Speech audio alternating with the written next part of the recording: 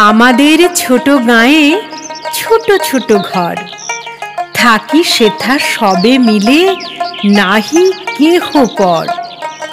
পাড়ার সকল ছেলে মোরা ভাই ভাই, একসাথে খেলি আর পাঠশালে যাই।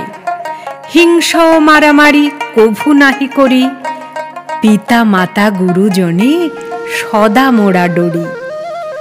আমাদের ছোট গ্রাম মায়ের সমান, আলো দিয়ে বায়ু দিয়ে বাঁচাইছে প্রাণ।